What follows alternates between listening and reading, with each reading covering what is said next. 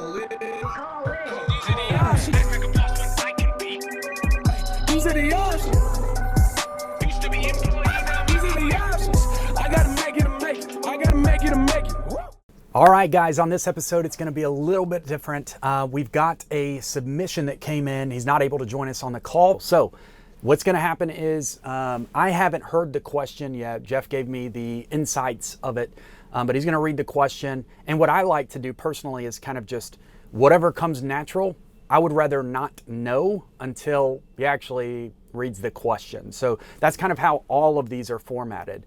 The team, they get submissions. So if you go to invite.millionairecreator.com, you can be on the show, Colin with Colin, and then you'll be able to ask your question here, and my team will, review these. And then at that, so what we're going to do for this episode, which is a little bit unique, it's our first time doing it, he's going to read the question from this person, I don't even know their name, and I'll just respond directly with my thoughts on whatever question it is directly. So let's get this thing started. All right, so the first question is this question has actually come in multiple times in a very similar manner, so I felt it was a great question.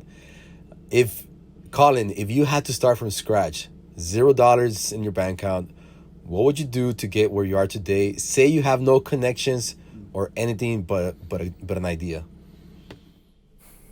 Yeah, I mean, that's exactly what Redline was when you think about it. Like, I just had an idea. I saw a big vision, had no clue on how to execute it, but I didn't have financial backing. I got creative.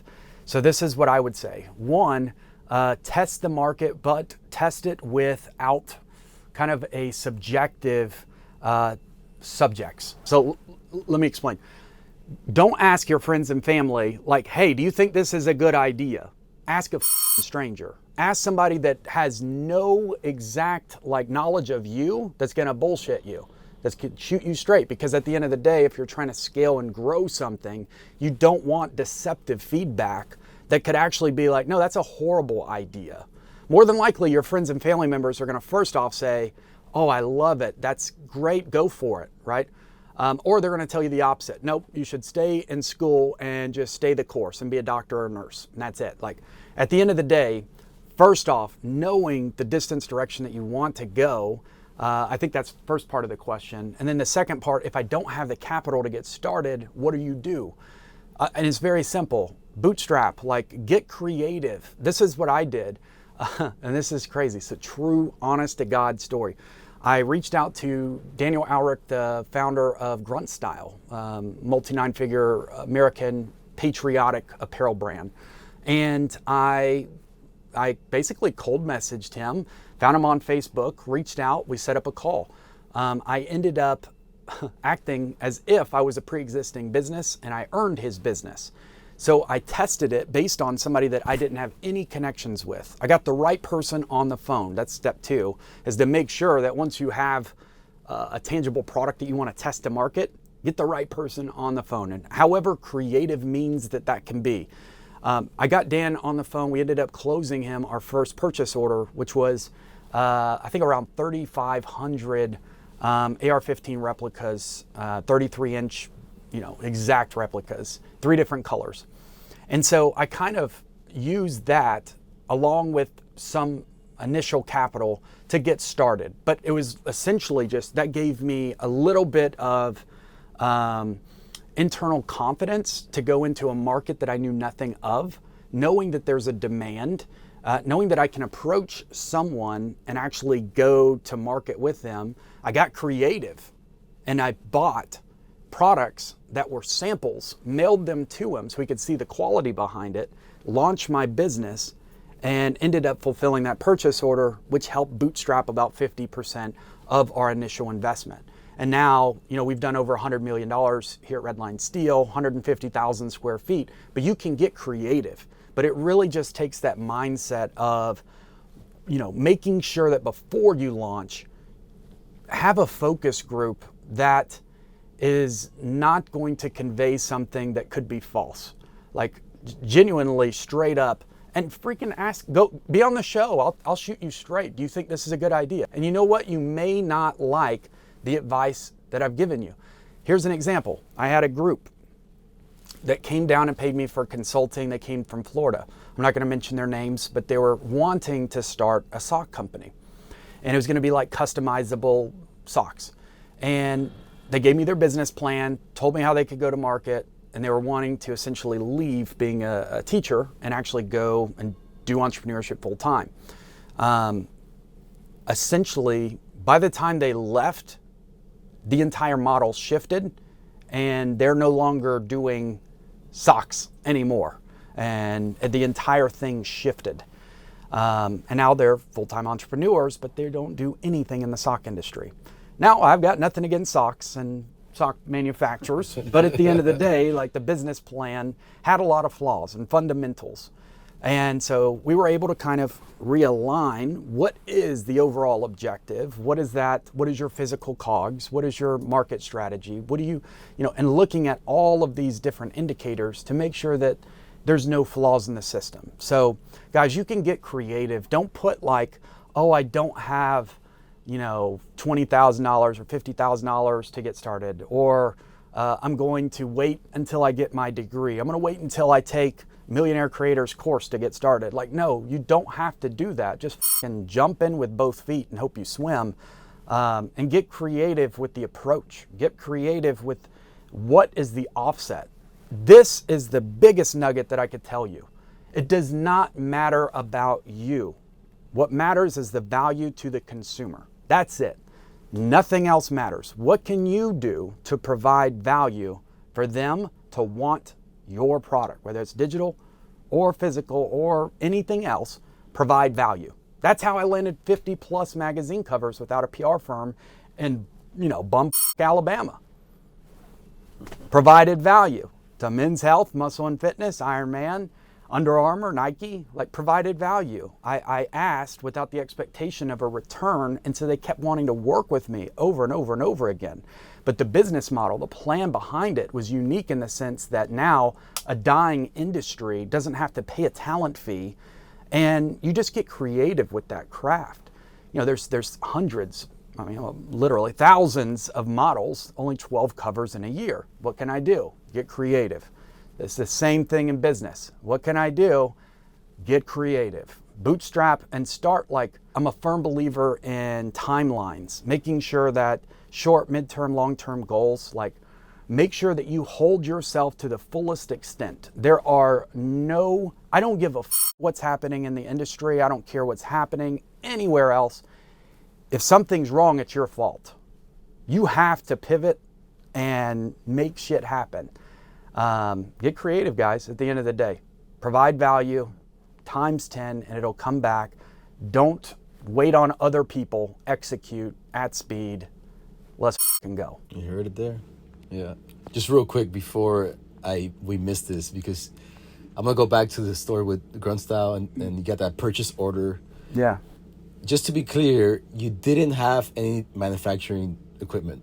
No, I didn't. You purchased your samples that you sent to Dan from your competitor. Yeah, Is that correct? That's 100%. So it's kind of a savage move. And honestly, like, there was integrity behind it, 100%. And as a veteran speaking to another veteran, you've got some of the core values. It's not like I was trying to rip him off. I was trying to prove conceptually the business model internally, provide confidence internally that I can do this. So acquiring a purchase order for me without even being a business, utilizing a competitor and their own samples that I bought at retail, I was taking a gamble, but it was a calculated gamble. My gamble was, hey, I'm going to send him this product and hopefully he likes it, even though it cost me like $400. If he doesn't like it, I'm out $400. But if he likes it, that's like a $40,000 purchase order. So yeah, I'll take that bet any day. It's good odds. I mean, hopefully I can sell myself enough on this product that it makes sense. And it did. And that gave us some internal confidence to get started. Awesome. All right, I'm going to move on to the next question because we're almost out of time. But let's say, the question is, when you started out, how did you create your first sales funnel? Did you do it yourself or did you hire people to do it for you? And how did it change your business? Let me just be very, very straightforward. You do not need a degree to be successful. I'm a high school dropout. You do not need a course. You do not need a book. You do not need a lot of shit to take on the fucking world and do whatever you want to do. I did all of this stuff, and the best way that I learn is from truly doing it. I see something, okay, here's a solution, here's a market problem, what can I do? Like looking at Facebook ads, the minute that I turned it on, it skyrocketed.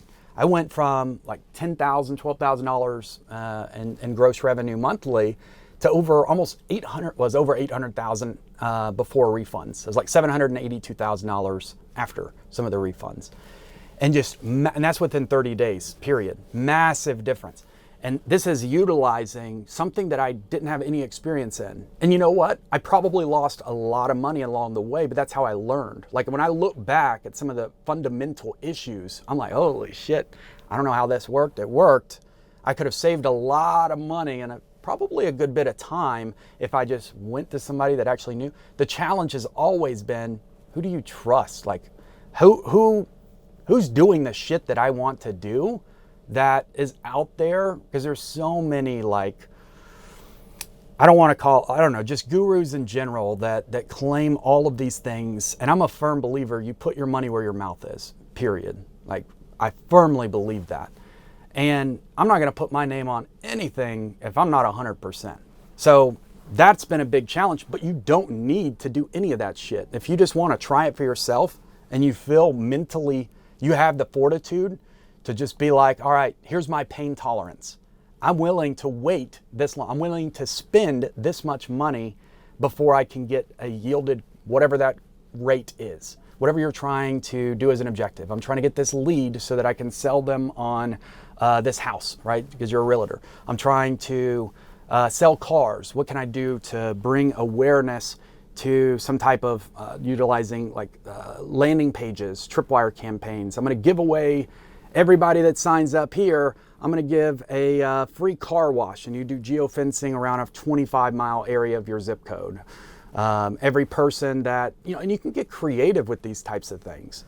But it comes down to you just kind of conceptually, you got to either see it from someone else and then implement it if you're that way, or you find somebody that you can trust as a mentor and take them on. But I'm here to tell you straight up, I don't do courses. I don't do, the only time I go to events or to speak at them. I'm not really much of a book reader. I'm super hands-on. I like YouTube. There's a lot of free content out there at scale. And I'll just shoot you straight. You don't need it. But I'll tell you this, on the flip side, if I knew somebody that I could trust, my business could probably be at, much further within 5 years. I don't know if I could, handle it from a manufacturing standpoint, but at the same time, I probably could have saved a hell of a lot of money at the end of the day. But that's how you learn. Like, seriously, I learn from the shit very fast. And if something doesn't work, I've got some form of pain tolerance, but I'll flip it and I'll learn from it and I won't do that shit again.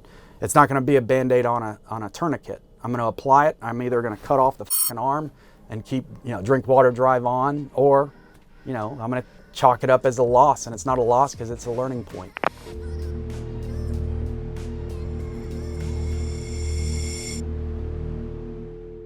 Don't forget to like, comment, and share this video with your friends. And every Monday, Wednesday, and Friday, a new episode drops.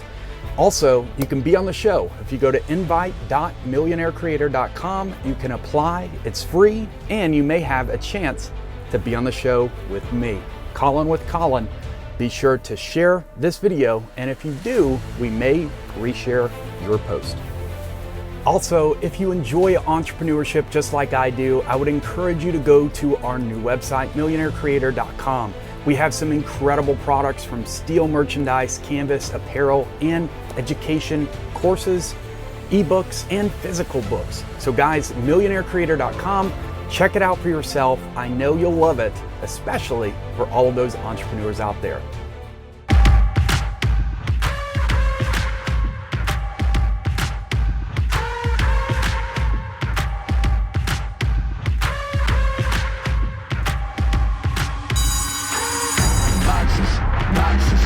making that feeling obnoxious. Stop it, quitting was never an option. Exhausted,